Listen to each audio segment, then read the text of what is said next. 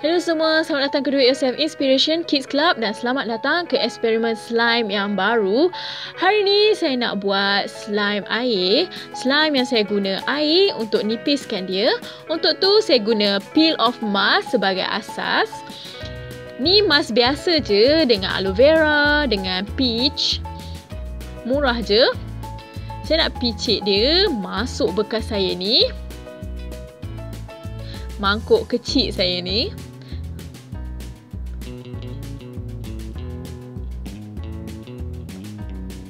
Sini awak boleh nampak asas yang lutsina.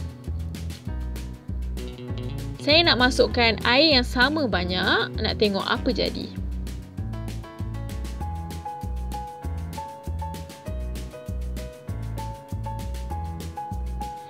Okey, sekarang saya nak cuba lagi.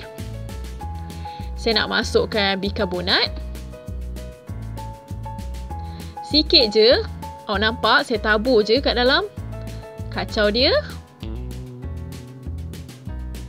Mungkin awak ada nampak saya ada glitter ungu kat sini. Ni akan jadi slime yang berglitter. Saya nak masukkan kat sini juga. Memang portion yang elok. Glitter, glitter, glitter. Lepas ni saya letak bahan terunggul, air contact lens. Dah masuk. Sekarang saya nak kacau. Dia terus berubah. Dia terus jadi padat. Saya nak kacau lagi. Dia ambil masa lama sikit daripada slime biasa tanpa air.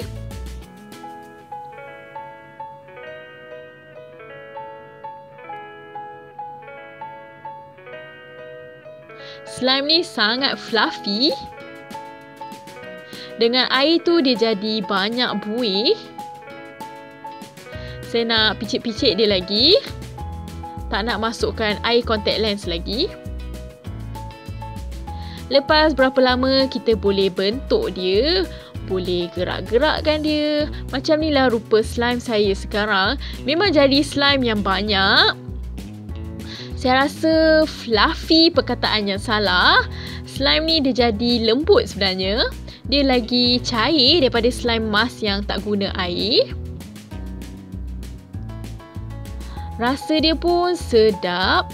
Saya memang recommend. Letak je air sama banyak dengan mask. Awak akan dapat lebih banyak slime. Kelikatan dia pun memang direkomend. Saya suka sangat. Lagi-lagi dengan glitter tu memang warna yang hebat. Saya harap awak suka dan berseronok dengan video ni. Kalau ya, bolehlah bagi thumbs up. Subscribe saluran ni kalau belum subscribe lagi.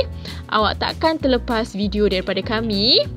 Kita jumpa lagi lain kali di Do It Yourself Inspiration Kids Club. Bye.